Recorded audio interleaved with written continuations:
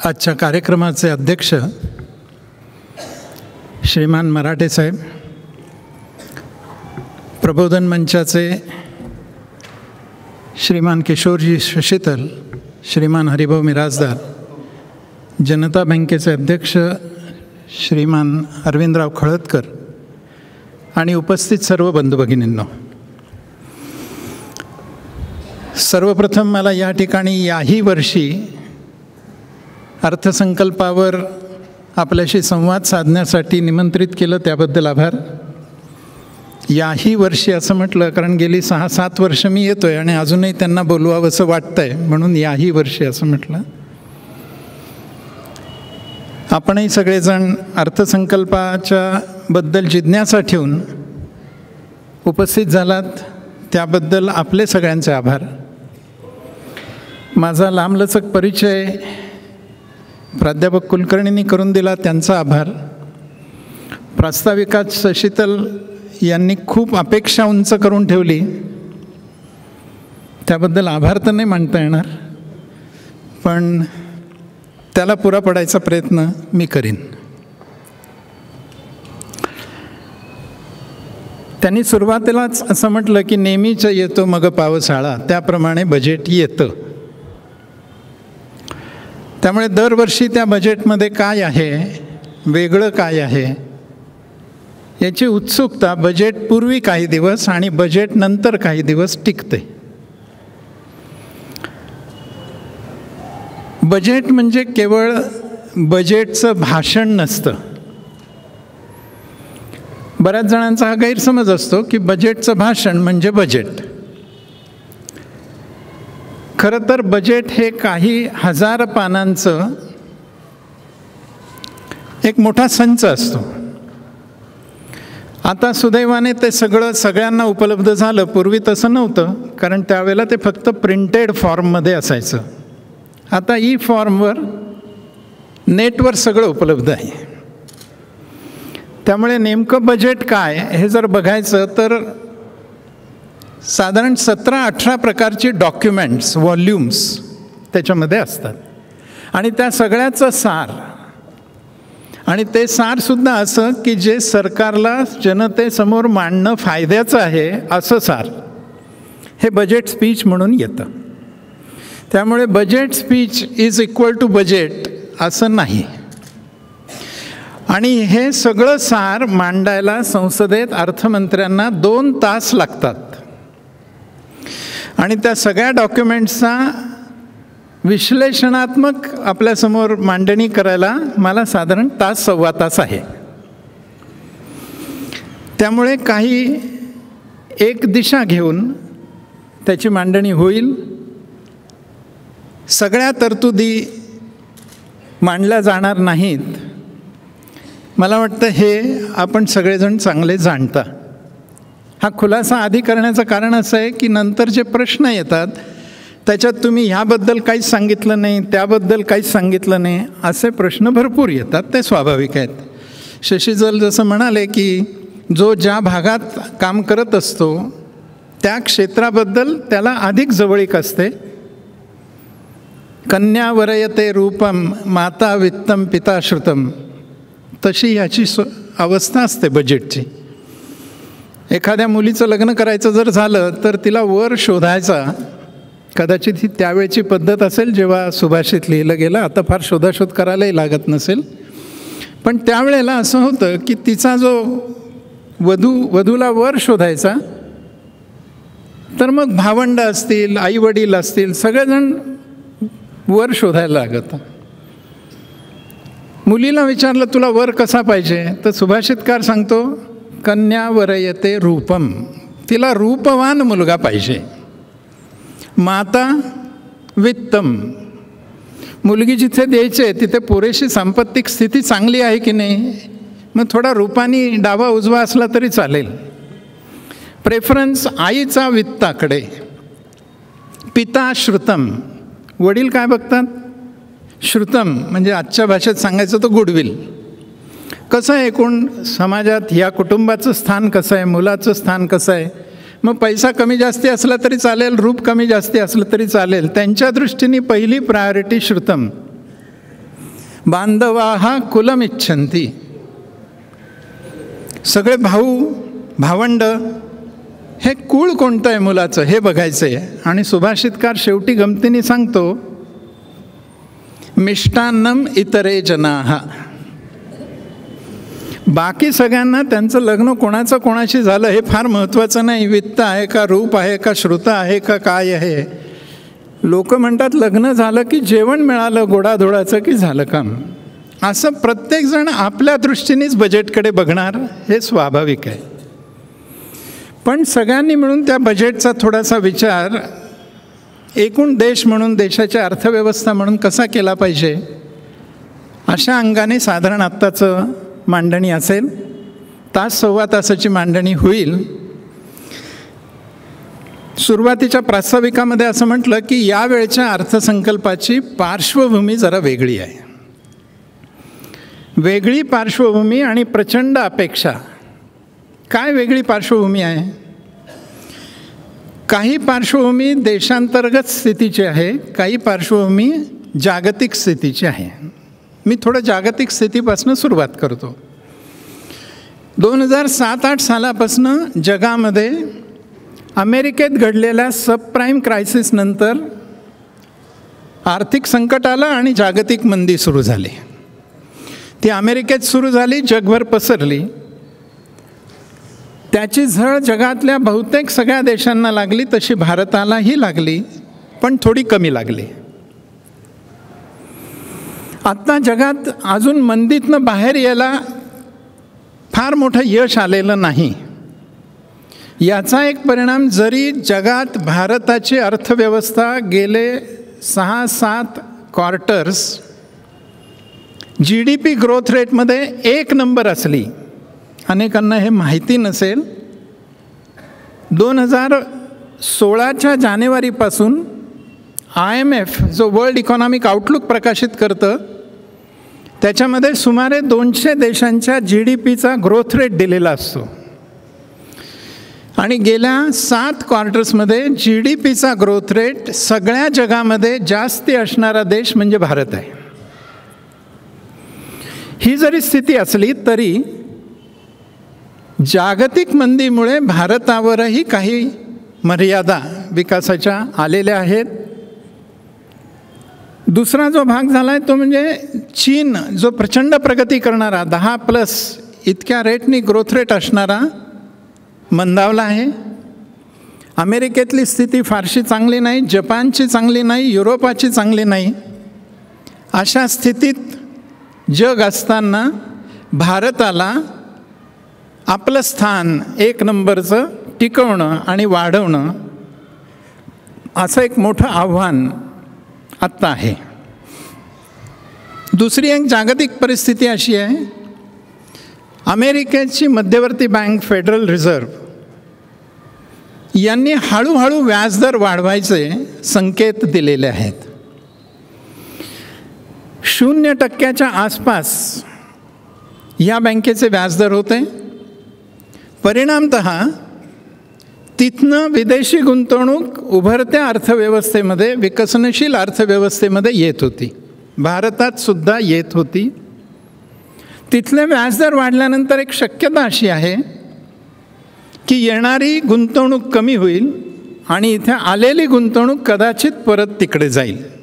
म्हणजे भारताच्या दृष्टीने विदेशी गुंतवणुकीमध्ये काही बदल होण्याची भीती ही या अर्थसंकल्पाची दुसरी पार्श्वभूमी आहे. जागतिक स्तरावर घडणारी तिसरी गोष्ट म्हणजे कच्च्या तेलाच्या किमती. $100 पोहोचलेल्या किमती जवळपास 75% खाली आल्या. सुदैवाने गेली 2 वर्ष अतिशय चांगली स्थिती आपल्या भारताची राहिली, कारण आपलं आयातीचं बिल फार मोठं आहे. विदेशी चलन खूप मोठ्या प्रमाणावर तेलाच्या आयातीसाठी वापरलं जातं. आता पुन्हा तेलाच्या किमती वाढायला सुरुवात झाली, त्यामुळे स्वाभाविकपणे आपल्याला तेल आयात करण्यासाठी अधिक विदेशी चलन वापरावं लागेल. आणि हे विदेशी चलन वापरणं हा एक भाग आणि चालू खात्यावर तूट निर्माण होणं हा दुसरा भाग, असं एक आव्हान या अर्थसंकल्पापुढे आहे. आणि चौथं एक आव्हान आहे ते म्हणजे जग जरा जागतिकीकरणाकडे पाठ फिरवू लागलं आहे का, अशी स्थिती निर्माण होती आहे. आपण जर बघितलं तर युरोपियन युनियनमधनं ब्रिटननी बाहेर पडायचा निर्णय घेतला आणि हा निर्णय एका अर्थाने अनेक देशांचं एकत्रीकरण युरोपातल्या तसं म्हटलं तर 17-18 वर्षापूर्वी झालेलं, त्यातनं ब्रिटनसारखा एक सक्षम देश बाहेर जातोय. आधी फक्त सार्वमत होतं, गेल्या 2-4 दिवसापूर्वीच संसदेने त्याच्यावर शिक्कामोर्तब केलं. अमेरिकेचे नवीन राष्ट्राध्यक्ष निवडून आले आणि निवडून आल्यानंतर त्यांनी सुद्धा असे संकेत दिले की आम्ही आमच्या अर्थव्यवस्थेवर अधिक कॉन्सन्ट्रेशन करू. म्हणजे प्रोटेक्शनिझम इकडे पुन्हा जग जात आहे की काय, अशी एक अवस्था निर्माण झाली. मल्टीलॅटरलकडून रिजनमध्ये किंवा स्वतंत्र असा विचार सुरू झाला आहे का, आणि तो जर सुरू झाला असेल तर पुन्हा आयात निर्यातीवर परिणाम होऊ शकतो आणि त्याचा बजेटवर परिणाम होऊ शकतो.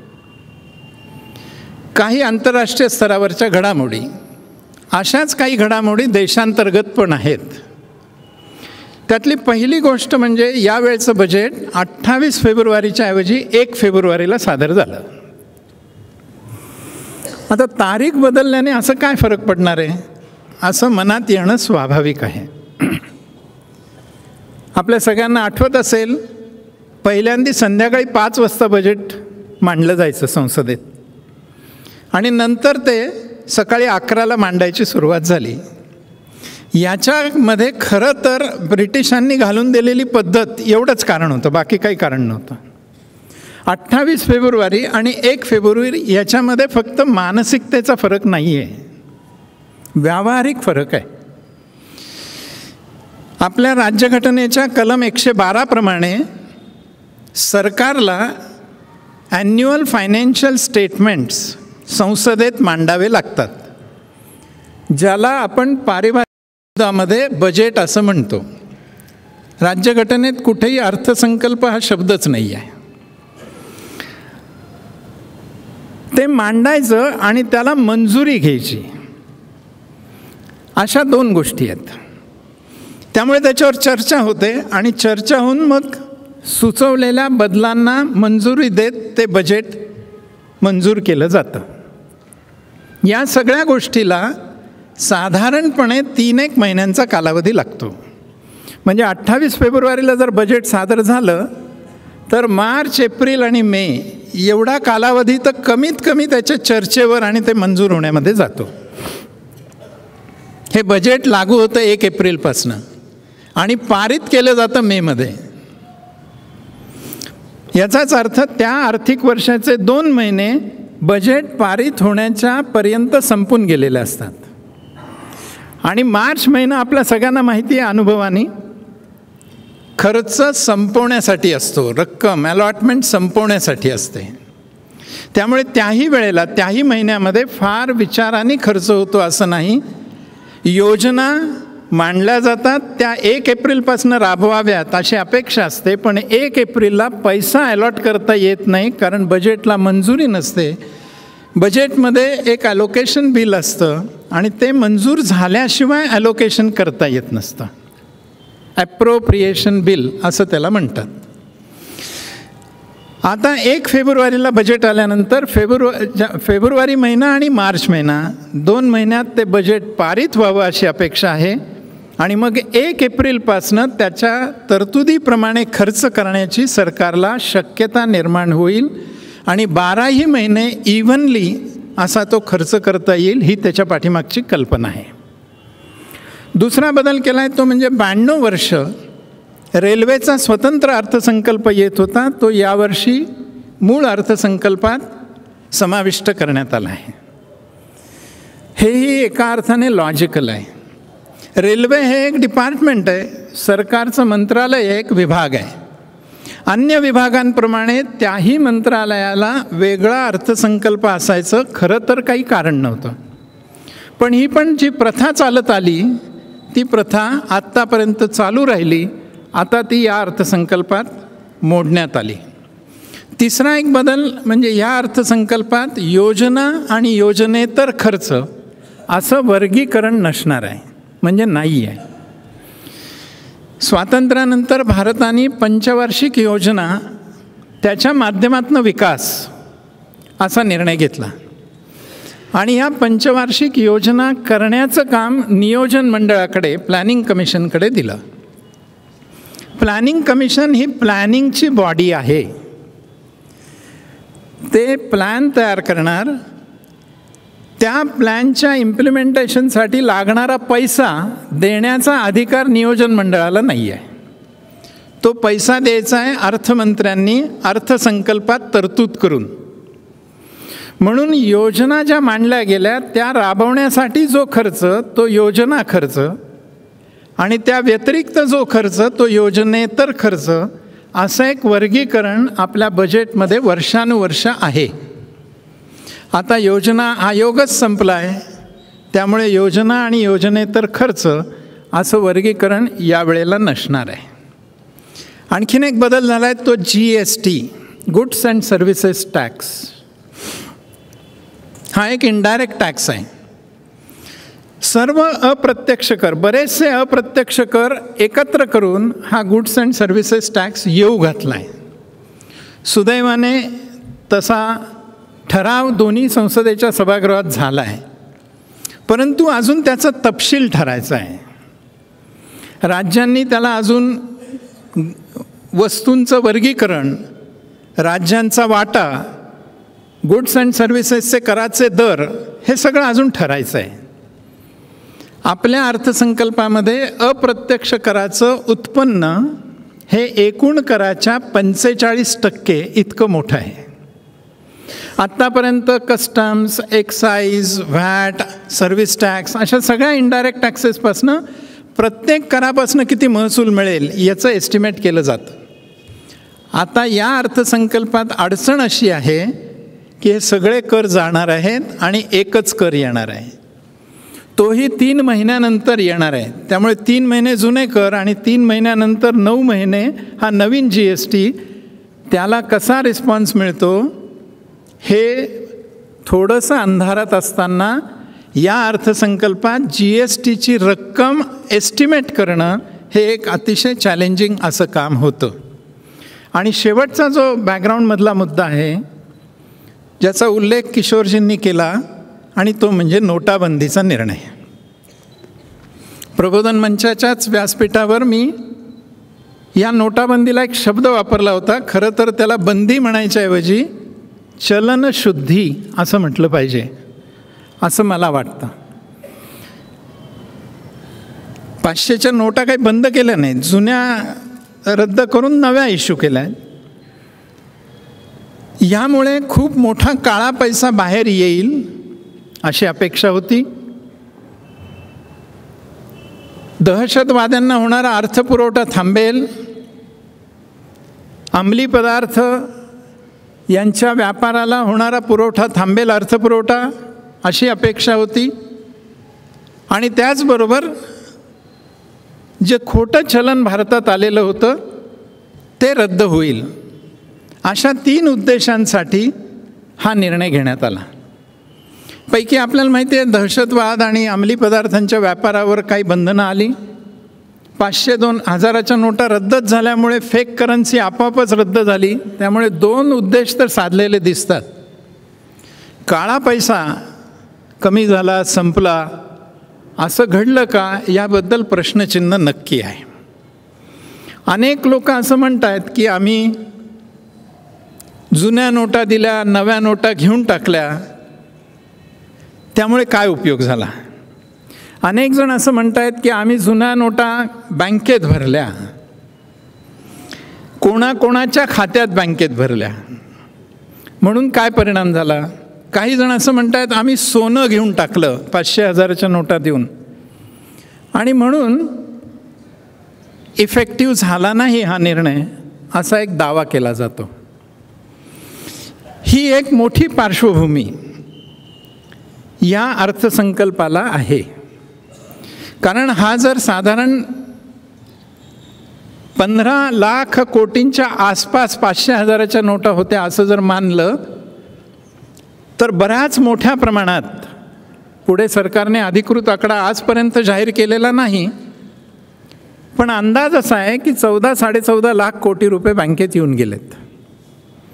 याचा अर्थ मोठ्या प्रमाणावर चलन रद्द झालं नाही, हे नक्की आहे.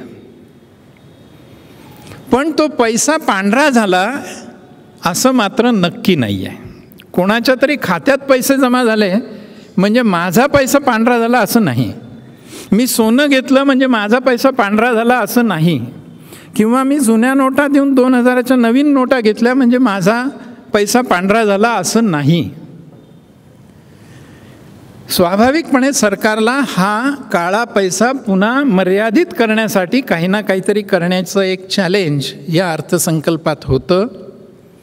त्यासाठी लोकांनी प्रचंड त्रास सहन केला, ही पण गोष्ट खरी आहे.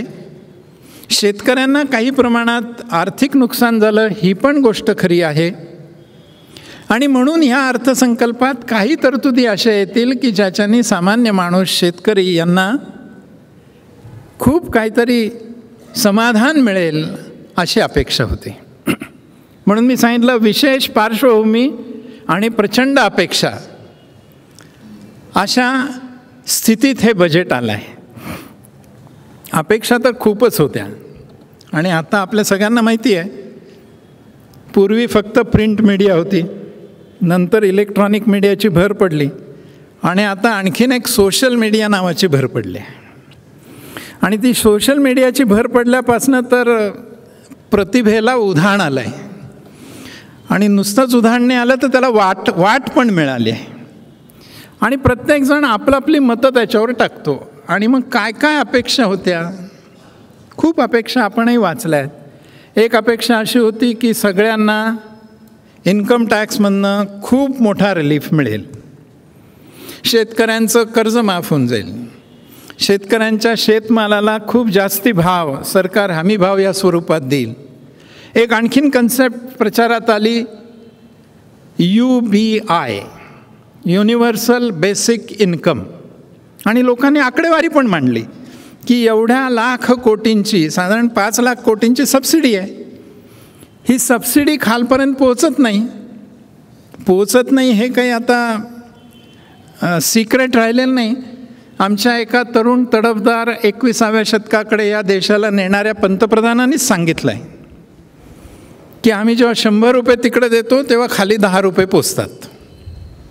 त्यामुळे ही सबसिडी देण्याच्या ऐवजी सगळ्यांच्या खात्यात रक्कम जमा करा आणि त्याला युनिव्हर्सल बेसिक इन्कम अशी खात्री द्या की तुला दर वर्षाला एवढे पैसे मिळतील.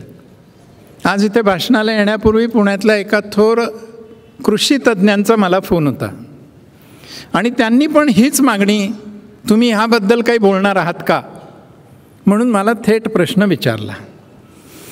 प्रत्येकाच्या खात्यात शेतकऱ्यांच्या रक्कम जमा होईल ही पण एक अपेक्षा होती. इतक्या अपेक्षा असलेला हा अर्थसंकल्प मांडताना किती कसरत झाली असेल याची आपण कल्पना करू शकतो. खरोखर एवढी सूट देणं शक्य आहे का, अशी आपली वित्तीय स्थिती आहे का, इथून आपण जरा विश्लेषणाला सुरुवात करू.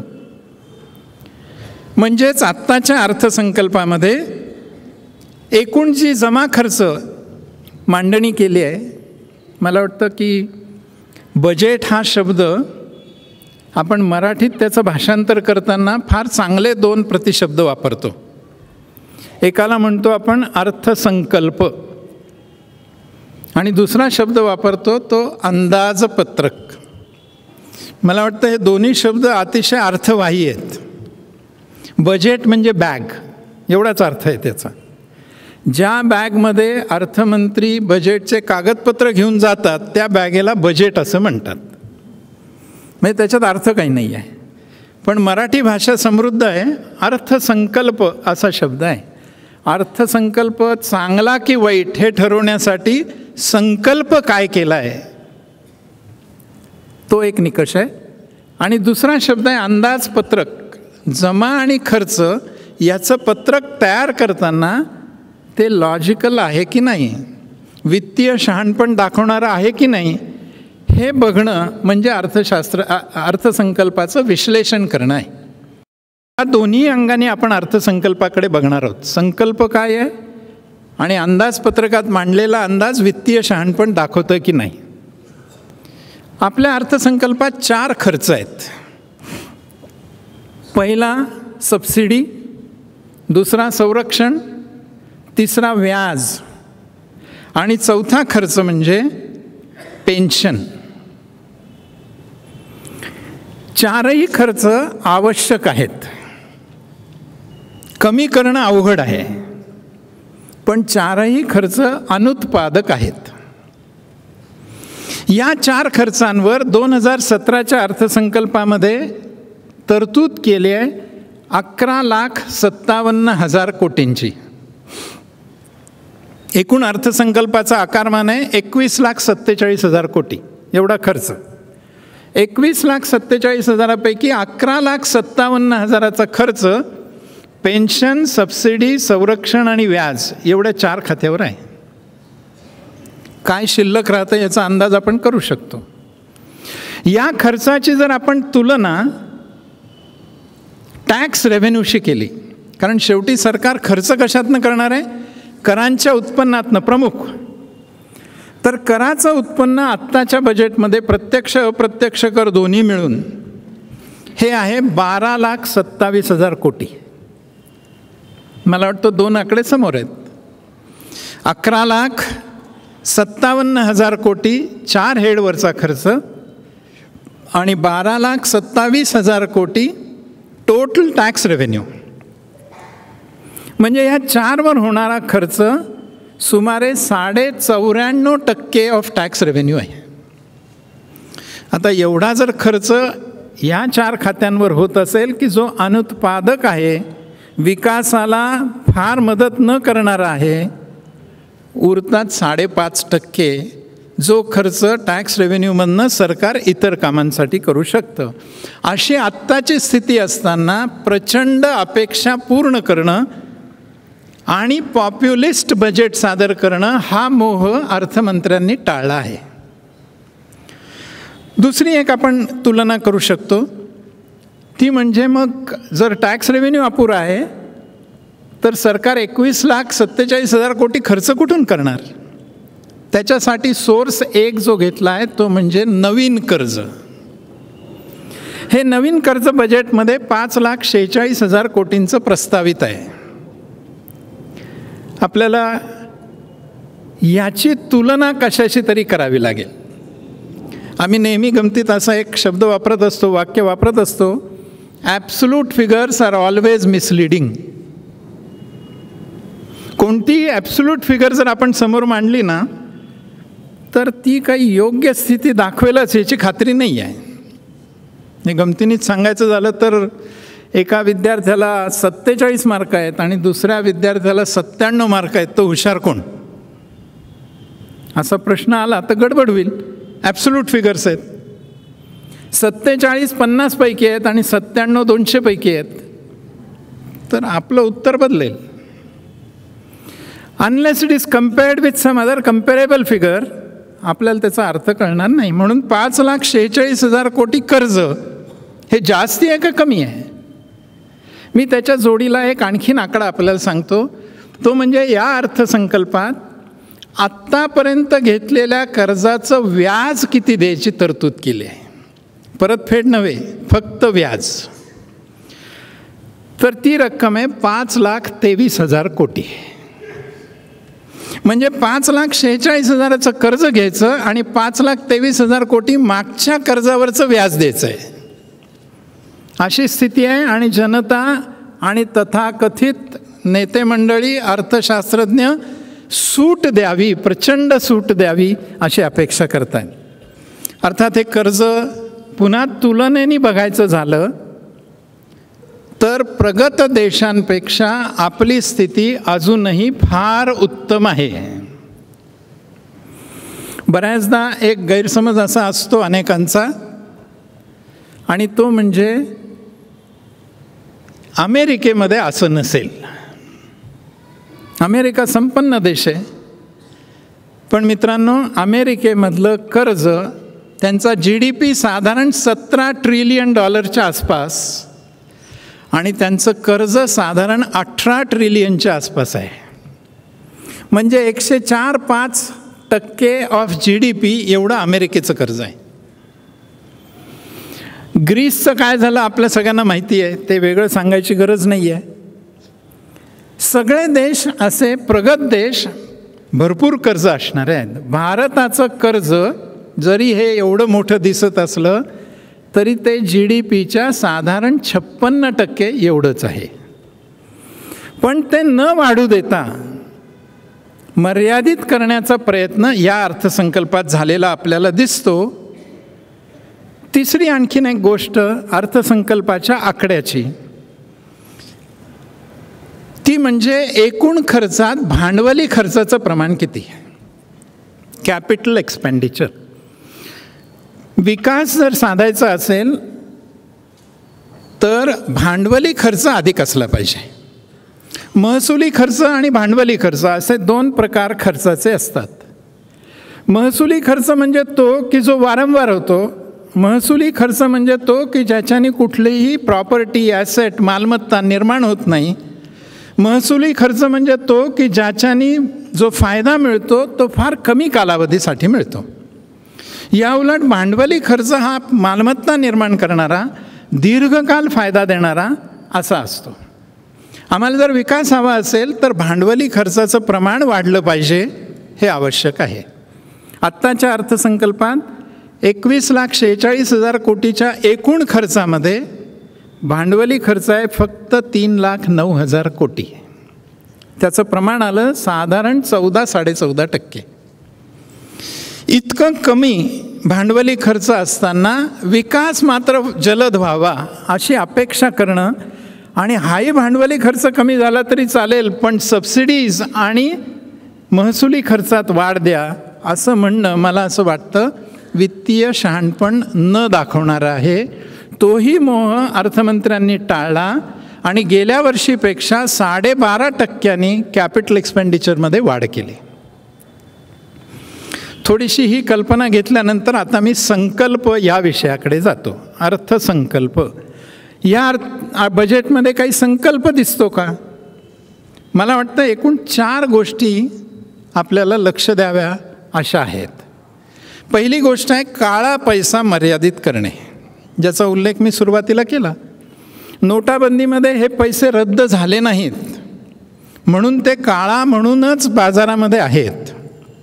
त्याच्यावर काहीतरी मार्गाने मर्यादा आणण्याची आवश्यकता नक्की आहे. त्यासाठी 2 मार्ग असू शकतात. एक मार्ग प्रेमाचा आणि दुसरा मार्ग पेनल्टीचा, शिक्षेचा, कडक कारवाईचा. अर्थसंकल्पाचं वैशिष्ट्य असं आहे की कडक कारवाईपेक्षा प्रेमाच्या तरतुदी जरा जास्ती आहेत. म्हणजेच लोकांनी स्वतःहून आपलं करदायित्व निभवावं यासाठी काही फॅसिलिटेटिंग तरतुदी केलेल्या आहेत. त्याच्यावर भर अधिक आहे. उदाहरणार्थ 10,000 रुपयापेक्षा अधिकचा खर्च रोखीने करू नका. पूर्वी 20,000 मर्यादा होती, आता 10,000 केली. दुसरं 3 लाखापेक्षा जास्ती रोखीचे व्यवहार करू नका. तिसरं धर्मदाय संस्थांना जर देणगी द्यायची असेल तर 2,000 रुपयापेक्षा अधिक रकमेची देणगी रोखीने देऊ नका, घेऊ नका. आणि राजकीय पक्ष, मला नक्की खात्री आपल्या सगळ्यांना तो कालावधी आठवत असेल, 8 नोव्हेंबर ते 30 डिसेंबर, आणि मग त्याच्यात एक बातमी झळकली की राजकीय पक्षांना का तुम्ही सूट देता. त्याच्यावरही तरतूद आली. 2,000पेक्षा जास्ती रक्कम रोखीने राजकीय पक्षांना घेता येणार नाही. अर्थसंकल्पाचं वैशिष्ट्य असं आहे की नुसतं एवढं करून ते थांबले नाहीत, कारण हे केलं असतं तर राजकीय पक्षांनी काहीतरी अन्य मार्ग शोधले असते. रिझर्व्ह बँकेला एक इलेक्टोरल बॉन्ड्स काढायची सूचना अर्थमंत्र्यांनी अर्थसंकल्पात केली आहे. ज्यांना कोणाला राजकीय पक्षांना देणगी द्यायची आहे, पण आपण देणगी दिली आहे असं ज्यांना जाहीर व्हावं असं वाटत नाही, काही बिझनेस कंपल्शन्स असतात, आज ह्या पक्षाचं सरकार आहे, उद्या त्या पक्षाचं सरकार येईल, आणि मग जर का ह्या उद्योगपतींनी ह्या पक्षाला इतकं डोनेशन दिलं होतं हे जर नंतरच्या सरकारला कळलं तर काही अडचणी होतील वगैरे. म्हणून काय केलं, रिझर्व्ह बँकेने बॉन्ड्स काढायचे, ते बॉन्ड्स ज्यांना घ्यायचे त्यांनी चेकनी ते बॉन्ड्स घ्यायचे, बँकेच्या माध्यमातून बॉन्ड्स घ्यायचे, ते बेअरर बॉन्ड्स असतील, आणि मग हे बेअरर बॉन्ड्स तुम्ही राजकीय पक्षांना देऊ शकता. राजकीय पक्ष ते बॉन्ड्स विशिष्ट मर्यादेत एनकॅश करायला पाहिजेत त्यांनी, म्हणजे ते परपेच्युअल नाही आहेत, अशी एक त्याच्यातनं तरतूद करून ठेवली आहे. जे गुन्हेगार, फक्त आर्थिकच नव्हे, जे गुन्हेगार देश सोडून जातील, मी जरा थांबलो अशासाठी की गुन्हेगार आणि देश सोडून म्हटल्याबरोबर आपल्या डोळ्यासमोर काही चेहरे आले असतील, आणि यांच्याबद्दल रिॲक्शन्स पण आपल्याला आलेल्या आहेत खूप. आधी तुम्हाला कळत नव्हतं का, जाऊच कसं दिलं वगैरे सगळ्या गोष्टी येतात. अशा गुन्हेगारांना जे देश सोडून गेलेत आणि त्यांची काही टॅक्स लायबिलिटी बाकी आहे, तर अशांची मालमत्ता जप्त करण्याचा कायदा करण्याचं सूतवाचं या अर्थसंकल्पात केलेलं आहे. मला असं वाटतं की काळा पैसा मर्यादित करण्यासाठी ह्या तरतुदींच्या बरोबरच आणखीन एक गोष्ट केली आहे, ती म्हणजे करांचा पाया वाढवायचा, म्हणजे अधिकाधिक लोकांना करांच्या जाळ्यामध्ये आणायचं. आणि ते आणण्यासाठी मग मी जो शब्द वापरला, थोडंसं प्रेमाची, सवलतीची काही भाषा अर्थसंकल्पात केलेली आपल्याला दिसते. पहिल्यांदा असं म्हटलं आहे की ज्यांचं उत्पन्न 2.5 लाख ते 5 लाख आहे त्या सगळ्यांना कराचा दर 10%वरनं 5%पर्यंत कमी केला. याचा एक परिणाम असा आहे की आता 5 लाखापर्यंतचं उत्पन्न असणाऱ्या माणसाला फक्त 12,500 रुपये कर पडणार आहे, म्हणजे महिन्याला 1,000 रुपये कर पडणार आहे असं समजायला हरकत नाही. अनेकांची मनस्थिती या चलनशुद्धीकरणानंतर अशी झाली होती की आता भानगड नको, जे आहे ते सगळं दाखवून टाका. असे जे छोटे मोठे उद्योजक, व्यावसायिक आहेत, अशांना कर भरताना सुविधा निर्माण व्हावी, कराचा बोजा येऊ नये, म्हणून या तरतुदीचा उपयोग होऊ शकेल. त्याच जोडीला असं म्हटलं आहे की 5 लाखाच्या आत उत्पन्न आहे, त्याचं उत्पन्न नाही आहे, इन्कम फ्रॉम बिझनेस नाही आहे, अशा लोकांसाठी एक पानी फॉर्म, इन्कम टॅक्स रिटर्नचा फॉर्म एक पानी असेल. लोकांना कर भरायला फार अडचण असते असं नाही, पण त्याची ती प्रक्रिया पूर्ण करणं फार कटकटीचं वाटतं. ती सुलभ करण्याचा प्रयत्न एक पानी फॉर्ममध्ये आला आहे. त्याच जोडीला अशा करदात्यांसाठी जे पहिले रिटर्न भरणार आहेत त्यांच्या रिटर्नची स्क्रुटिनी होणार नाही याचा ॲश्युरन्स दिलेला आहे. एक प्रिझम्प्टिव्ह टॅक्सेशन असतं. काही विशिष्ट व्यवसाय आहेत, त्या व्यवसायांमध्ये पुस्तकं नाही ठेवली तरी चालतील, तुमचा एकूण जो टर्नओव्हर आहे त्याच्या 8% प्रॉफिट धरून त्याच्यावर टॅक्स लावण्याची तरतूद सेक्शन 44 AD मध्ये आहे. आता अर्थमंत्र्यांनी या बजेटमध्ये काय केलं, हे जे उद्योजक व्यावसायिक आहेत यांनी जर रोखीने व्यवहार नाही केले आणि डिजिटल किंवा बँकेच्या माध्यमातून व्यवहार केले तर त्यांच्या नफ्याचं प्रमाण 8% न धरता 6% आम्ही धरू आणि त्याच्यावर कराची तरतूद करू, अशी एक तरतूद या ठिकाणी केलेली आहे. लघुउद्योगांसाठी ज्या कंपन्या आहेत, प्रोप्रायटरी पार्टनरशिप्स, LLP नाही, कंपन्या आहेत, अशा कंपन्यांची उलाढाल जर 50 कोटीपेक्षा कमी असेल तर त्यांच्या कंपन्यांवरचा इन्कम टॅक्सचा दर 30%वरनं 25%पर्यंत कमी केला आहे. मला असं वाटतं की सवलत देऊन करांच्या जाळ्यात आणण्याचा प्रयत्न हा या अर्थसंकल्पात आपल्याला दिसतो. धाक दाखवून आणण्याचा प्रयत्न करण्याबरोबरच सवलत देऊन करांमध्ये आणण्याचा प्रयत्न दिसतो. दुसरा संकल्प दिसतो तो म्हणजे गृहबांधणी क्षेत्राला प्रोत्साहन. आता मनात प्रश्न येईल, हेच क्षेत्र का निवडलं? दुसरं क्षेत्र का निवडलं नाही आणि गृहबांधणीलाच का सवलती दिल्या, प्रोत्साहन दिलं? मला वाटतं हेही आपण जर थोडंसं आपलं माइंड अप्लाय केलं तर आपल्याला त्याचं उत्तर मिळेल. 2 फायदे. पहिला फायदा, सामान्यांना घर उपलब्ध होईल, निवारा ही जी बेसिक गरज आहे ती पूर्ण होऊ शकेल. आणि दुसरा फायदा, एकदा गृहबांधणी क्षेत्राने काम करायला सुरुवात केली, मोमेंटम घेतला की त्याच्या अनुषंगाने अनेक उद्योग त्यांच्यामध्ये हालचाल सुरू होते, अनेकांना रोजगार निर्माण होतो. मग खडी असेल, वाळू असेल, सिमेंट असेल, सगळ्या प्रकारच्या उद्योगांना चालना मिळू शकते आणि एम्प्लॉयमेंट पण वाढवू शकते. या क्षेत्रासाठी प्रामुख्याने करामध्ये काही तरतुदी केल्या आहेत. ATIBA नावाचा एक सेक्शन आला आहे, जो होता त्याच्यात बदल केला आहे. अफोर्डेबल हाऊसेस यांना, असे अफोर्डेबल हाऊसेस तयार करणारे जे विकासक आहेत त्यांनी पूर्ण केलेल्या घरांच्या योजनांमधून झालेला नफा या सेक्शन खाली माफ होता, काही अटी पूर्ण केल्या तर. त्यातली एक अट होती, ती घरं 30 मीटर आणि 60 मीटरच्या बिल्टअप एरियाची असली पाहिजेत.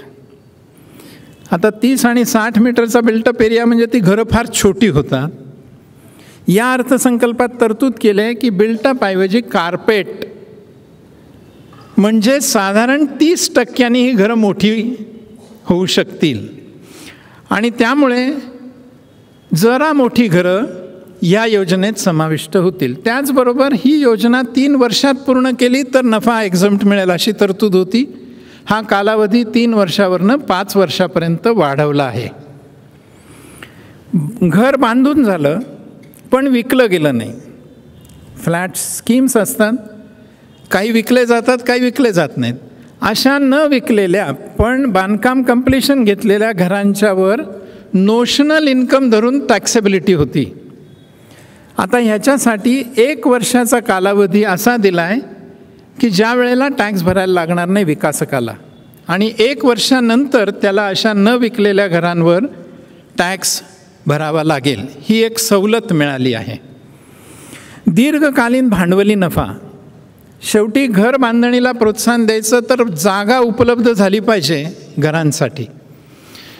प्लॉट किंवा जमीन याचा धारणा कालावधी 3 वर्ष असेल आणि त्यानंतर विक्री केली तर भांडवली नफा दीर्घकालीन मानला जाईल आणि त्याच्यावर 20% कर असेल आणि त्याच्यात 50 लाखापर्यंत बॉन्ड्समध्ये गुंतवणूक करली तर टॅक्स लागणार नाही, अशा तरतुदी होत्या. हा धारणा कालावधी कमी करून 3 वर्षाऐवजी 2 वर्ष केला आहे. त्यामुळे भांडवली नफा आधी मिळण्याची सुविधा उपलब्ध झालेली आहे.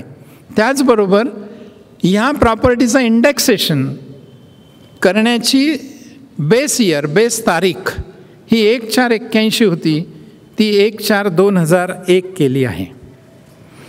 एक आणखीन तरतूद जरा जाचक होती, ती म्हणजे डेव्हलपमेंट ॲग्रीमेंट. प्लॉट माझा आहे, कोणातरी विकासकाला मी तो विकासनासाठी दिला, तर कायद्यामध्ये अशी तरतूद होती की ज्या दिवशी विकसन करारनामा झाला त्या दिवशी माझी प्रॉपर्टी ट्रान्सफर झाली आणि ट्रान्सफर झाल्याबरोबर मला इन्कम टॅक्सची जबाबदारी आली. वास्तविक मी विकसनासाठी दिलेला प्लॉट आहे, मला मिळालं काहीच नाही आहे, त्याच्यावर तो बांधणार आहे, बांधकाम व्हायला 2-4 वर्ष जाणार आहेत आणि त्यानंतर तो मला त्यातली काही बांधीव मिळकत देणार आहे. तरी पण मला आजच कराचं दायित्व येत होतं. हे जरा बदलून बांधकाम पूर्णत्वाचा दाखला घेतल्यानंतर कराचं दायित्व येईल असं सांगितल्यामुळे जमिनी उपलब्ध होण्याची शक्यता वाढू शकेल. आणि याचबरोबर गृहबांधणी क्षेत्राला इन्फ्रास्ट्रक्चरचा दर्जा दिला, ही पण एक महत्त्वाची गोष्ट या अर्थसंकल्पात केली. संकल्पातला दुसरा भाग मी म्हटला तो गृहबांधणी क्षेत्राला प्रोत्साहन.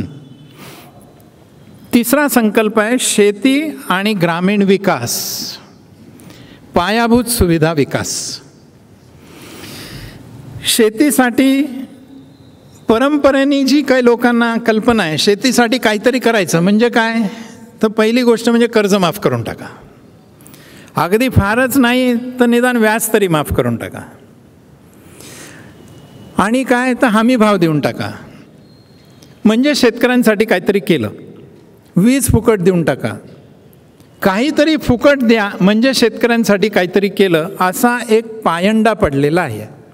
असं या अर्थसंकल्पात काही नाही. काय केलं या अर्थसंकल्पात? 1,86,000 कोटी इतकी तरतूद शेती आणि ग्रामीण विकासासाठी केली. शेतीला जे कर्ज उपलब्ध करून द्यायचं, गेल्या वर्षी त्याचं लक्ष्य 9 लाख कोटी होतं, यावर्षी 10 लाख कोटी इतकं लक्ष्य वाढवलं. शेतीसाठी पाणी उपलब्ध करून देणं अतिशय आवश्यक आहे, कारण मान्सूनवर अवलंबून शेती राहायला नको. म्हणून मनरेगातून 5 लाख शेततळी निर्माण करण्याचं एक लक्ष्य ठेवलं. नाबार्डमध्ये एक लॉंग टर्म इरिगेशन फंड आहेच, त्याला 20,000 कोटीचा कॉर्पस दिला. जलसिंचन, दीर्घकालीन जलसिंचन. पण ते दीर्घकालीन असल्यामुळे मोठ्या योजना आहेत. छोट्या काळासाठी तातडीने व्यवस्था उपलब्ध व्हावी म्हणून एक नवीन मायनर इरिगेशन फंड निर्माण केला नाबार्डमध्येच, आणि त्याला 5,000 कोटीचं कॉर्पस दिलं. शेतीच्या जोडीला डेअरी असा एक विषय असतो, त्या डेअरीच्या प्रोसेसिंग आणि इन्फ्रास्ट्रक्चर फंड असा एक नवीन फंड निर्माण केला आणि त्याला 2,000 कोटींचा कॉर्पस आत्ता दिला. कॉन्ट्रॅक्ट फार्मिंग नावाचा एक कायदा आम्ही करू असं एक आश्वासन या अर्थसंकल्पात आहे. शेतकऱ्यांना उत्पन्न मिळत नाही, जेव्हा माल असतो तेव्हा बाजारात भाव नसतो, भाव असतो तेव्हा माल नसतो, ही नेहमीची आपल्याला परिस्थिती माहिती आहे. आता कॉन्ट्रॅक्ट फार्मिंगमुळे एक फायदा होण्याची शक्यता अशी आहे की इंडस्ट्रीला लागणारा कच्चा माल, शेतमाल याची खात्री इंडस्ट्रीला आणि आपला माल विकला जाईल याची खात्री शेतकऱ्याला या कॉन्ट्रॅक्ट ॲक्टमधनं मिळण्याची शक्यता आहे. म्हणून भाजीपाला, फळे यांच्या प्रक्रियेच्या उद्योगांना कदाचित चालना या तरतुदीतून मिळू शकेल. पीक विमा योजनेसाठी 40% तरतूद आणि मनरेगातनं पुन्हा पंतप्रधान ग्राम सडक योजनेअंतर्गत 48,000 कोटी त्याला दिले.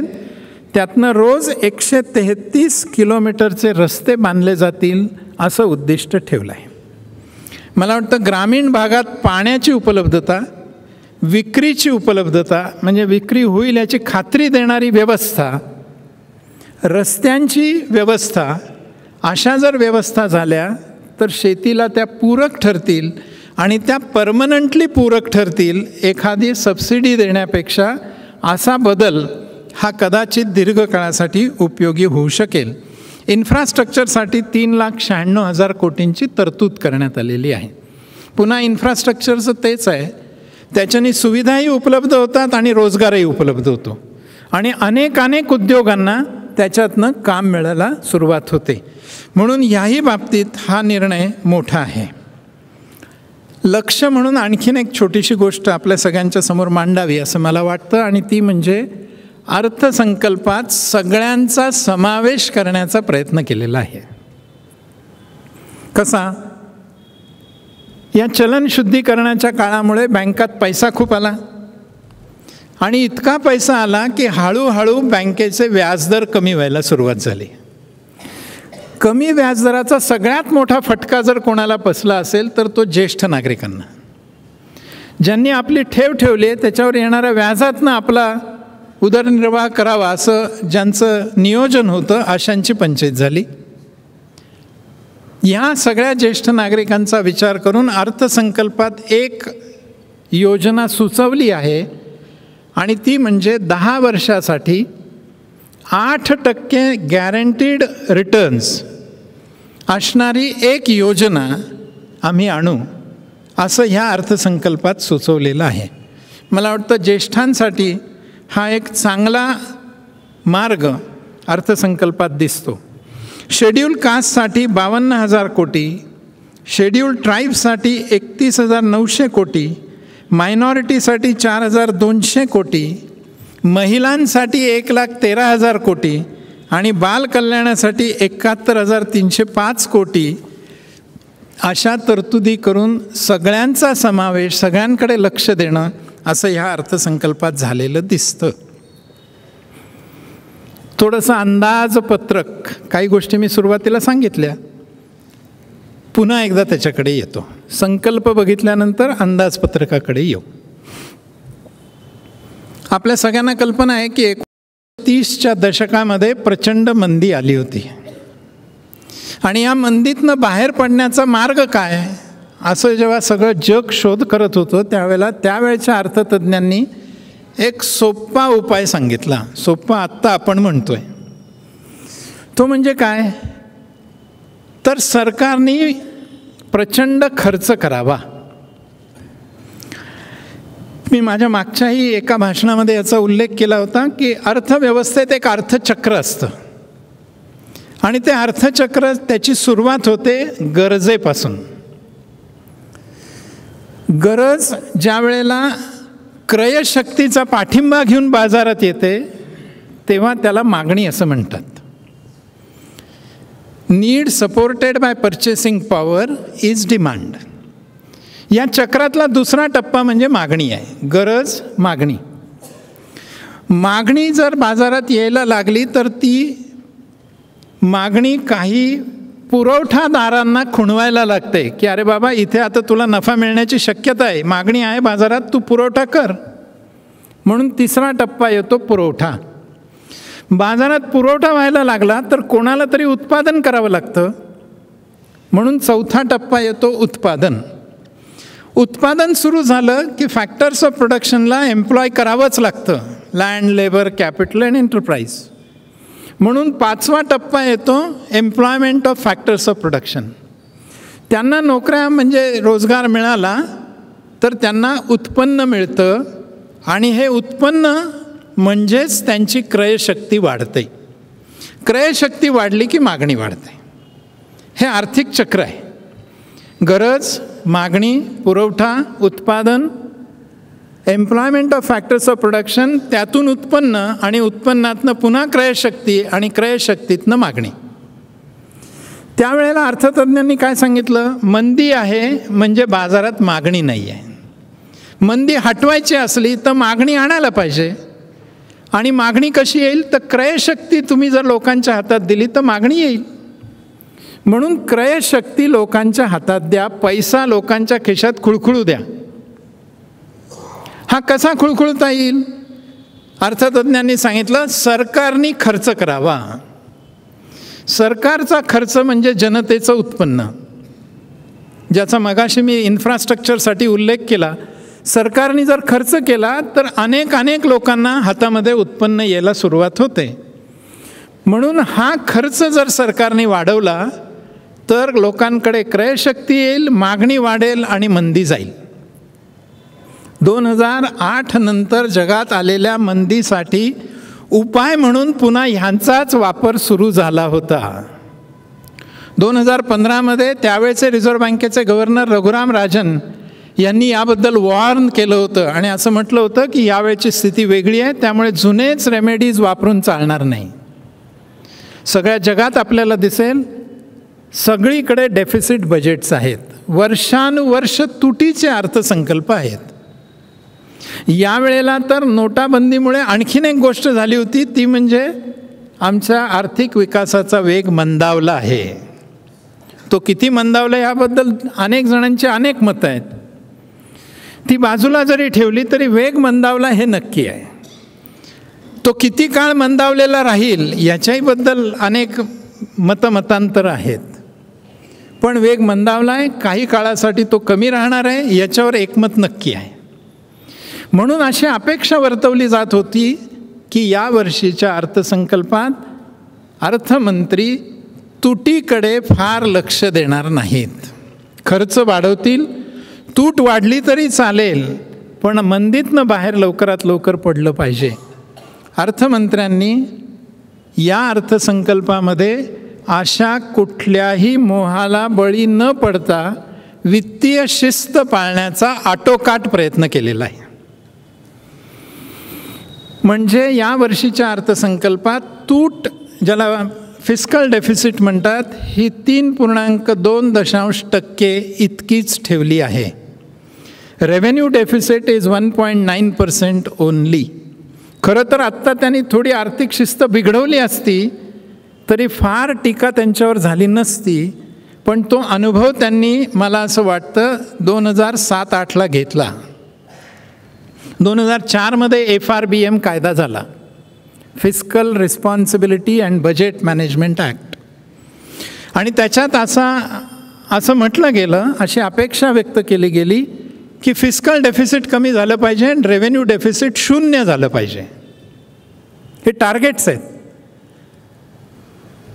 2004ला ते सरकार ज्यांनी हा कायदा पारित केला ते पडलं, आणि नंतर आलेल्या सरकारने 2008 साली असं म्हटलं की जागतिक मंदी आहे, आता काय करणार, आपल्याला तर मंदीच्या झळा लागल्या नाही पाहिजेत, म्हणून तुटीचा हा जो काही लक्ष्य आहे, टार्गेट आहे, हे आम्ही सोडून देत आहोत, असं अर्थमंत्र्यांनी भाषणात सांगितलेलं आहे.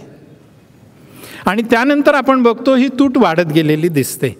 याच्यापासनं बहुधा धडा घेऊन आत्ता आर्थिक शिस्त न मोडण्याचा एक मोठा निर्णय अर्थमंत्र्यांनी आत्ता घेतलेला आहे. हे सगळं बघताना 2 गोष्टी, अर्थसंकल्पाचा कराचा पाया विस्तारित करण्याचं मी ज्या वेळेला म्हटलं, त्याची गरज प्रत्यक्षात का वाटली याचाही उहापोह अर्थमंत्र्यांनी आपल्या अर्थसंकल्पात केला. ते असं म्हणतात की ह्या देशामध्ये रजिस्टर्ड कंपन्या 13,94,000 आहेत कंपनी. त्यापैकी फक्त 5,97,000 कंपन्या इन्कम टॅक्सची रिटर्न्स भरतात. 13,97,000 पैकी 5,97,000 रिटर्न्स भरतात, निम्मेही भरत नाहीत. त्यापैकी 2,76,000 एवढ्या कंपन्या तोटा दाखवतात किंवा 0 इन्कम दाखवतात. आणि 1 कोटीपेक्षा कमी उत्पन्न दाखवणाऱ्या 2,85,000 कंपन्या आहेत. ही कंपन्यांची स्थिती आहे. दुसऱ्या बाजूला व्यक्तिगत काय आहे? 125 कोटीच्या देशामध्ये फक्त 3,70,00,000 इतकेच लोक रिटर्न्स भरतात. त्याच्यामध्ये 2.5 लाखापेक्षा कमी रिटर्न भरलं आहे पण टॅक्सेबल इन्कम दाखवलं नाही, असे 99 लाख लोक आहेत. 2.5 लाख ते 5 लाख उत्पन्न दाखवणारे 1,95,00,000 लोक आहेत. म्हणजे एकूण भरतात 3,70,00,000. यांची जर बेरीज केली आपण तर साधारणपणे 3 कोटी होते. म्हणजे 70 लाख लोक 5 लाखापेक्षा जास्ती उत्पन्न दाखवत आहेत सगळ्या देशामध्ये. 5 लाख ते 10 लाख उत्पन्न दाखवणारे फक्त 52 लाख लोक आहेत. 10 लाखापेक्षा जास्ती दाखवणारे 24 लाख लोक आहेत. आणि फक्त 1,72,000 लोक असे आहेत की ज्यांचं उत्पन्न 50 लाखापेक्षा जास्ती आहेत दाखवलं जात आहे. आणि मग एक ओळ अर्थमंत्र्यांनी जोडली आहे त्याला, ती अशी आहे की गेल्या 5 वर्षात 1,25,00,000 गाड्या विकल्या गेल्या आहेत. एका गाडीची किंमत किती लाख आपण कल्पना करू शकतो. आणि एवढ्या गाड्या विकल्या गेल्या पण टॅक्स भरणारे मात्र इतके अल्प आहेत. आणि केवळ 2015 या एका वर्षामध्ये 2 कोटी लोक विदेशात जाऊन आलेत. हे 2 आकडे जोडले. हे जोडण्याचं मुख्य कारण असं आहे की सरकारला अपेक्षा अशी आहे, जे कर भरायला लायबल आहेत अशांनी कर भरला पाहिजे. आणि म्हणून एका बाजूनी काही प्रेमाच्या गोष्टी केल्या आहेत आणि आता काही गोष्टी ज्या आत्ता चालू आहेत त्या आपल्यापर्यंत पोचल्या असतील. पहिली गोष्ट जी झाली आहे ती म्हणजे सगळ्या ज्वेलर्सचं 684 ज्वेलर्सचं CCTV फुटेज डिपार्टमेंटनी ताब्यात घेतलं आणि चौकशी सुरू झाली. काय झालं होतं 8 तारखेच्या रात्री आपल्या सगळ्यांना माहिती आहे. सगळी दुकानं उघडी होती आणि फार मोठ्या प्रमाणावर 500,000च्या नोटा देऊन सोनं खरेदी घेतलं गेलं होतं. दुसरी एक गोष्ट झाली ती म्हणजे ज्यांच्याकडे 25 लाखापेक्षा जास्ती रकमेची गाडी आहे अशा सगळ्यांचा डेटा RTOकडनं घेण्यात आला आणि त्या सगळ्यांना नोटिसा आल्या आहेत की तुम्ही ही गाडी कशी घेतली हे एक्सप्लेन करा. मी गमतीने असं म्हणतो की या नोटिसा आल्यामुळे अनेक ड्रायव्हर्सला कळलं की ही गाडी माझ्या नावावर आहे. तोपर्यंत अनेक ड्रायव्हर्सला माहितीच नव्हतं की ही गाडी माझी आहे म्हणून. त्याला वाटत होतं ही साहेबाची गाडी आहे. आणि मग ती नोटीस घेऊन जेव्हा तो साहेबाकडे गेला त्यावेळेला साहेब म्हणाले, तू काय काळजी करू नको, तुझ्या नावावर 5 लाख भरलेले आहेत, 20 लाखाचं कर्ज घेतलेलं आहे. तेव्हा त्याला हाही शोध लागला की मला 20 लाखाचं कर्ज परतफेड करायची आहे. आणि मग डिपार्टमेंटची चौकशी सुरू आहे. आपण कल्पना करू शकता, 20 लाखाचं कर्ज 5 वर्षात परतफेड करायची असली व्याजासह तर महिन्याला किमान 50,000 रुपयाचा हप्ता येतो. आणि 50,000चा हप्ता वर्षभरासाठी म्हणजे 6 लाख. आणि घराचं, कुटुंबाचं, सगळ्याचं जेवण खाण खर्च 2-3 लाख तर धराल की नाही. म्हणजे 8-9 लाखाचं उत्पन्न त्याचं असलं पाहिजे तर तो ह्या गाडीचा हप्ता भरू शकेल. आणि आपल्याकडे टॅक्स एक्झम्पशन लिमिट फक्त 2.5 लाख आहे. त्यामुळे अशी अनेक माणसं आता ह्या कराच्या जाळ्यामध्ये येणार आहेत. आणि तिसरी एक गोष्ट जी झाली आहे, मला वाटतं मी नोटाबंदीनंतर जेव्हा भाषण केलं त्यावेळेला याचा उल्लेख केला असावा बहुतेक. 8 तारखेला नोटाबंदीचा निर्णय झाल्यावर 9 तारखेला सगळ्या बँका बंद होत्या. सगळ्या बँकांच्या सगळ्या ब्रँचेसचा डेटाबेस इंटरलिंक झाला आहे. आणि आता 18 लाख लोकांची यादी झालेली आहे ज्यांनी आपल्या खात्यामध्ये मोठ्या प्रमाणात रकमा जमा केलेल्या आहेत. आणि त्या सगळ्यांचा डेटाबेस आता आपल्याला वेबसाईटवर उपलब्ध आहे. डिपार्टमेंटकडनं सूचना यायला सुरुवात झाली आहे की तुम्ही जा साईटवर, तुमचं खातं बघा आणि त्या खात्याला तिथेच एक रिस्पॉन्स विंडो पण आहे. हे सुरू झालं आहे.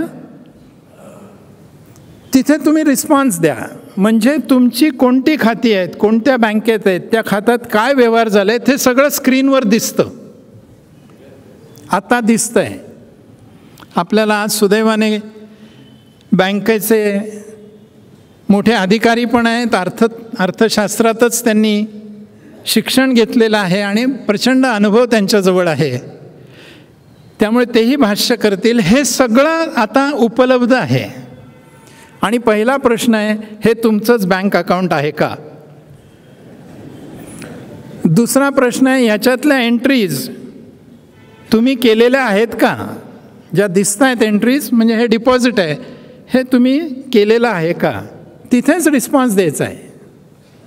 आपण कल्पना करू शकता, त्यांच्या जाळ्यात आणण्यासाठी या सगळ्या बडगा ज्या शब्दाचा वापर करता येईल अशा गोष्टी चालू आहेत. पण अर्थसंकल्पात जे आलं आहे ते सगळं एका दृष्टीने थोडं सवलत देणं, थोडी त्याला चुचकारणं. बाबा रे, तू जर भरलंस तर तुझी असेसमेंट करणार आम्ही करू, स्क्रुटिनी करणार नाही, तुला 5% कर भरावा लागेल, एकच पानाचा फॉर्म भरायला लागेल. या सगळ्या सवलती दिल्या आहेत एका बाजूला. तू कराच्या जाळ्यात स्वतःहून ये, कर दायित्व असेल तर कर भर, अन्यथा ह्या सगळ्या मार्गांनी आता त्याच्या पाठीमागे कराचा बडगा लागणारच आहे. हे सगळं आपण एका बाजूला बघितल्यावर मग काही प्रश्न मनामध्ये येईल की मग अर्थसंकल्पात असं काहीच नाही का की ज्याच्याबद्दल शंका यावी, उणीव दिसावी, टीका करावी. आणि आजकाल एक फॅशन झाली आहे, मीडिया जसा स्ट्रॉंग होत चालला आहे तसे आपणही बघितलं असेल टी व्हीवर, वर्तमानपत्रात कोणाची प्रतिक्रिया घेतली की एक प्रश्न विचारला जातो आणि तो प्रश्न असतो, 10 पैकी किती मार्क द्याल? मलाही एका भाषणानंतर असा प्रश्न विचारला. तर मी पहिल्यांदाच त्याला म्हटलं, बाबा रे, मार्क जो देतो ना तो ज्याला मार्क द्यायचा त्याच्यापेक्षा वरच्या स्थितीत असायला पाहिजे, तर त्याला मार्क देण्याचा अधिकार आहे. आणि मी काही त्या वरच्या स्थितीत नाही आहे, कारण मी कधीही सरकारचा हिशोब पाहिले नाहीत, सरकार चालतं कसं ते पाहिलं नाही आहे, कधी अंदाजपत्रक केलं नाही. आणि ज्यांनी अंदाजपत्रक केलं नाही त्यांनी अंदाजपत्रक करणाऱ्याला मार्क द्यायचे.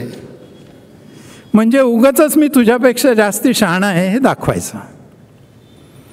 आमच्या CA इन्स्टिट्यूटचं एक फार चांगलं आहे. परीक्षा प्रत्येक झाल्यानंतर ते सजेस्टेड ॲन्सर्स प्रकाशित करतात. इन्स्टिट्यूट प्रकाशित करते. पूर्वी त्याला मॉडेल ॲन्सर्स म्हणायचे, आता सजेस्टेड म्हणतात. ही हिम्मत इन्स्टिट्यूट दाखवते. एक वेळ गणित असेल तर त्याचं मॉडेल ॲन्सर देणं सोपं आहे मित्रांनो, पण थिअरीसाठी मॉडेल ॲन्सर किंवा सजेस्टेड ॲन्सर देणं फार अवघड आहे. असं जर मॉडेल ॲन्सर दिलं आणि मग म्हटलं की ह्या मॉडेल ॲन्सरमध्ये ह्या 10 गोष्टी आहेत म्हणून 10 मार्क मिळतील, या 10 गोष्टीपैकी 7 आहेत म्हणून 7 मार्क मिळतील. मी अर्थसंकल्प द्यायचा पण नाही आणि उगाच शहाणपणा सांगायचा 10 पैकी 7 द्यायला हरकत नाहीत. मग त्याच्यासाठी मला मॉडेल काय ते सांगायला पाहिजे ना. आणि कोणताही माणूस कितीही हुशार असला, मला नाही वाटत कोणालाही 10 पैकी 10 मार्क मिळतील असा अर्थसंकल्प सादर करता येईल. तो पास होईल की नाही हा नंतरचाच भाग आहे आणखीन, पण अर्थसंकल्प असा सादर करणंसुद्धा अवघड आहे. आणि नेहरूंच्या काळात आपले पहिले जे अर्थमंत्री होते, मला वाटतं आपल्या सिनियर मंडळींना आठवत असेल, त्यांनी अर्थसंकल्प मांडला आणि त्याच्यावर प्रचंड टीका झाली. आणि ते सज्जन ग्रहस्थ, त्यांना ते खूप लागलं की मी एवढा अभ्यास करून एवढ्या देशाचा विचार करून अर्थसंकल्प मांडला आणि हे लोक एवढी टीका करत आहेत त्याच्यावर, म्हणून त्यांनी आपला राजीनामा नेहरूंकडे दिला. नेहरूंनी त्यावेळेला दिलेलं उत्तर असं आहे की हे टीका होणारच आहे, अर्थसंकल्प सगळ्यांना मान्य होईल असा प्रस्तुत करणं प्रचंड अवघड आहे. मग याही अर्थसंकल्पात काही उणिवा आहेत का, काही शंका घेण्याच्या जागा आहेत का? म्हणून मी सगळ्यात पहिल्यांदा काही प्रतिक्रिया तपासल्या. त्यातली सगळ्यात जरा जास्ती विस्ताराने आली प्रतिक्रिया होती आपल्या माजी अर्थमंत्र्यांची, जे चांगले हुशार आहेत. अनेकदा अर्थसंकल्प त्यांनी सादर केला आहे. स्वतःची एक इमेज आहे, स्वतः वकील आहेत, असे पी. चिदंबरम. प्रदीर्घ मुलाखत त्यांनी दिली आहे. ती मुलाखत मी बघितली आणि त्या मुलाखतीतले मुद्दे काय आहेत, मुलाखत भरपूर लांबलचक आहे.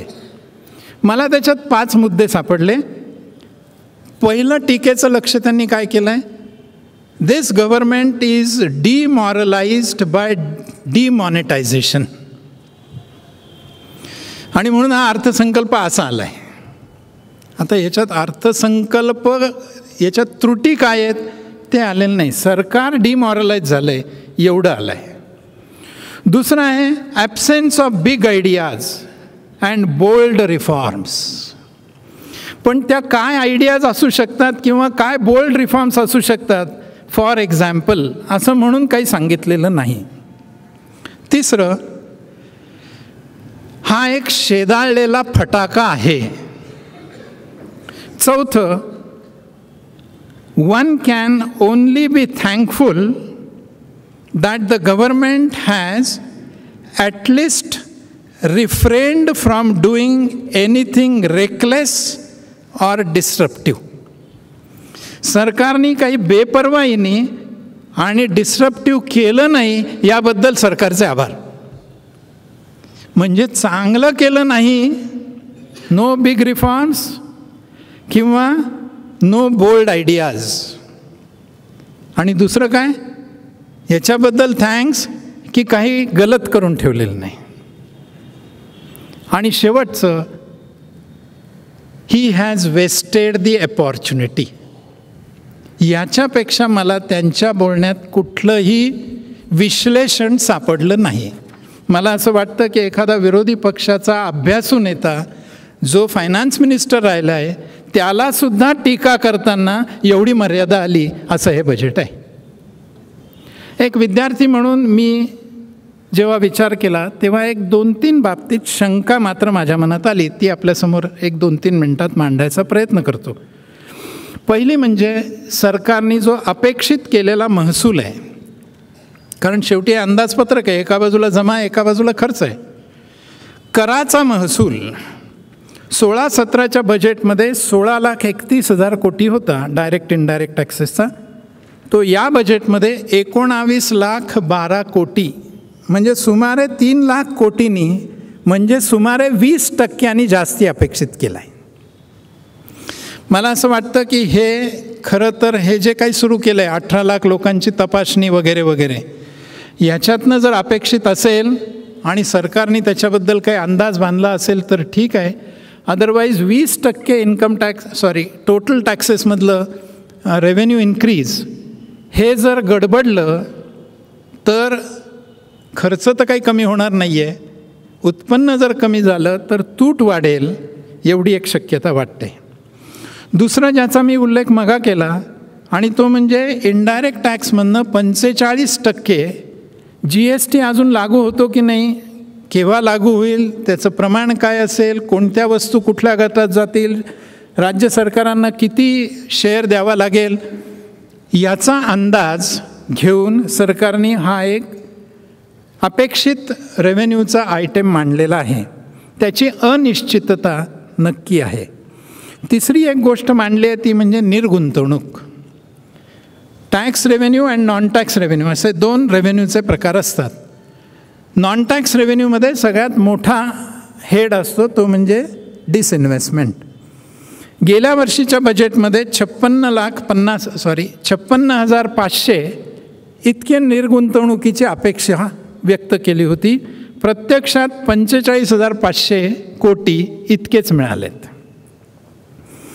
निर्गुंतवणुकीला सुरुवात साधारण 91-92 पासून झाली. आत्तापर्यंत कधीही 40,000 कोटीच्या वर निर्गुंतवणूक गेलेली नाही. यावर्षी 72,500 कोटी रुपये निर्गुंतवणुकीतनं अपेक्षित केलेत. गेल्या वर्षीचा रिवाइज एस्टिमेट 45,500 आणि यावर्षी 72,500. मला वाटतं खूप जास्ती अपेक्षा केली आहे का? अर्थात त्याला कारण द्यायचं तर देता येईल की यावेळेला रेल्वेच्या 3 कंपन्या लिस्ट करणार आहेत आणि त्या लिस्ट केल्यामुळे कदाचित थोडंसं निर्गुंतवणुकीतनं उत्पन्न वाढू शकेल.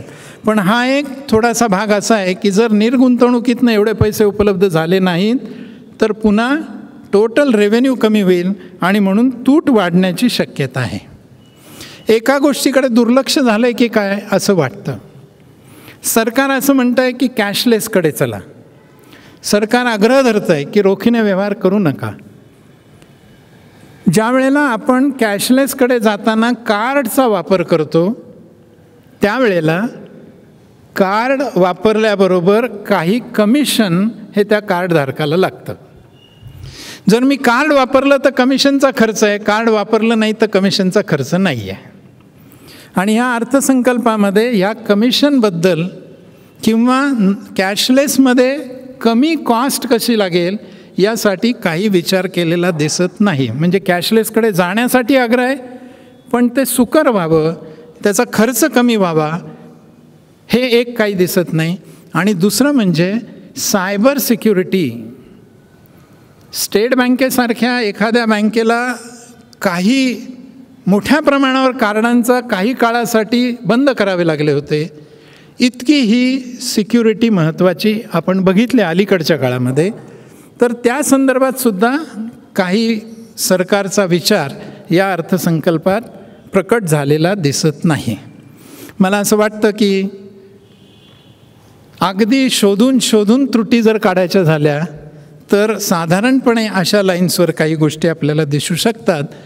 थोडक्यात काळा पैसा लक्ष करणारं, कृषी, ग्रामीण विकास आणि पायाभूत सुविधांचा विकास साधू इच्छिणारं, गृहबांधणी क्षेत्राला चालना देणारं, समाजातील सर्व घटकांचा विचार करणारं आणि तरीही वित्तीय शिस्त पाळण्याचं शहाणपण दाखवणारं हे बजेट म्हणूनच स्वागतार्ह वाटतं आहे. धन्यवाद.